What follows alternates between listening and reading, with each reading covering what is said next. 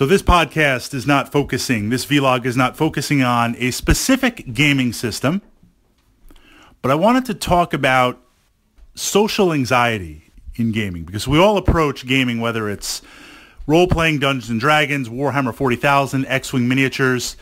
There's this duality that I believe we don't necessarily see, with the exception of almost a job interview. I'm trying to think of emotionally something on that same level, where there's this excitement of you want to start a new adventure.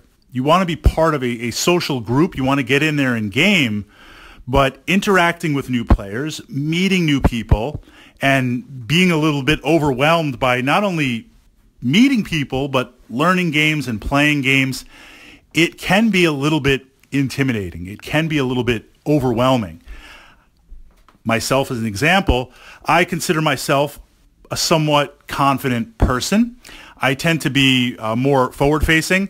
In my line of work, it's kind of hybrid sales / IT. So I can get up there and sell and do what I have to do. But I remember the first time that I went to the Battle for Salvation gaming club. Now, I had been a part of a couple of other gaming groups. I did the basement battle reports, playing with my friends every Friday night, Warhammer 40,000, D&D. I had been in a couple of groups, Dungeons & Dragons. So certainly that level of introduction and meeting people was not something unknown. So I'm going to play at Battle for Salvation. I'm going to play with a new Warhammer 40,000 group. They were literally a couple of blocks from my house. So it's just like, I got to go do this. We got to see what happens. And it was in a social hall, a church social hall, behind these big doors. So I remember parking, entering in the main doors to the kind of the rec hall, and standing before it was very Gothic appropriate, this huge set of wooden doors. And the outside was kind of dark, and you could see underneath the light coming through. And beyond these doors, I could hear people laughing, having fun, rolling dice, playing Warhammer 40,000. There might even have been a WOG going on. And I knew once I opened those doors, those wooden doors, and I remember standing there for a few seconds. It's funny what you remember. I remember thinking to myself, pausing for a moment and saying, and I don't know why, I could turn around. I could go back and just email, hey, I'll see you guys next week, or I wasn't able to make it. But once I opened that door, once I opened those doors, literally all eyes in the room are going to be on me. And I have really no idea. I had been playing 40K for a number of years, but it was with a close group of friends, and we were more narrative than competitive. And it was a very, very, in that moment, do I take that first step? Now, I'm so glad I did, but I can understand the duality if you're looking to make that first step yourself. So a couple of ideas from walking into such a situation, seeing others in a situation, but also being on the opposite side, part of a gaming club, welcoming and meeting and having a protocol to meet new players. So we've got a gaming store. We've got a gaming club. We have some sort of vehicle where a bunch of players get together and you roll some dice and you blow some stuff up, or you play a role-playing game. The first thing is, of course, to identify when are they playing. And you can get an idea through a YouTube channel or a club page, or actually Facebook is probably the best way to get an idea of who's there, what's the protocol, what are the times they are playing. And my recommendation, if it's possible with your schedule, is to go the night before or to go a few days before and really get in touch with the club manager or the store manager. It is a big leap to kind of take from walking up to someone and saying, hey, can I sit down and play on there?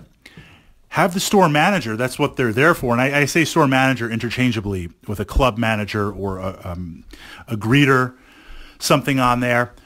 Let them do the introduction. Let them put you in the place and break that ice and literally introduce you. The advantage here is there's all sorts of player personalities. And I don't mean this disrespectfully.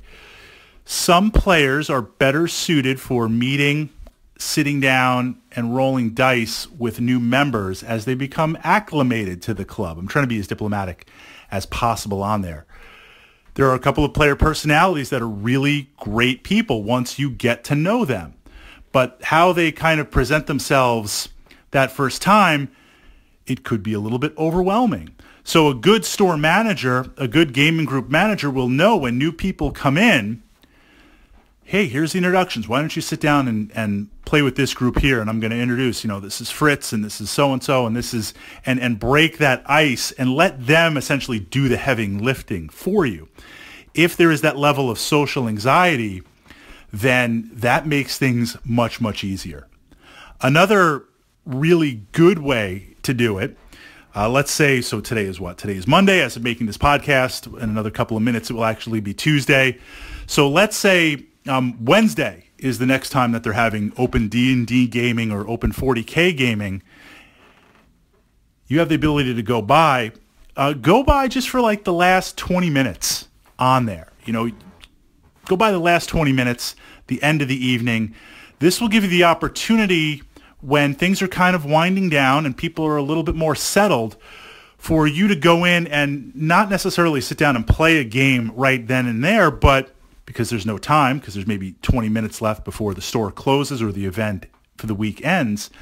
But it's a great way on your own terms and at a slower pace walking in just to say hello, just to kind of see what's going on, to see some of the tables, to see some of the people, to see some of the players, where that's not as intimidating as opposed to showing up 15 minutes before with the intention of playing and sitting down on there.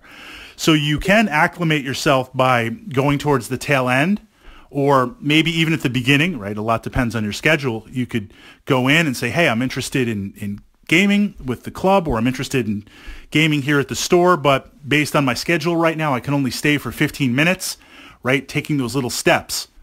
Meet the players, meet what's going on, assess what you're comfortable with, and then next week, jump right in and take it from there. So with that, I do want to encourage you. So much of gaming has been in my imagination. So much of gaming has been rolling dice and blowing stuff up and talking tactics and collecting stuff. But what has been even more amazing is the ability to, outside of my regular day-to-day work cycle of people that I meet, through gaming to be able to meet and network. And I'm not even talking about the layer of people here on YouTube. I'm talking about physical, going to events and meeting people, building those social ties and meeting people and having wonderful adventures, going to conventions and games day and tournaments with players. Taking that first step will unlock that for you in the level that's comfortable for you, and absolutely it will enhance your life, and absolutely it opens up doors that, well, your imagination can only lead to. So I want to encourage you to take that first step and, of course, navigate that anxiety and manage that first step walking into the unknown with a couple of points to make it known.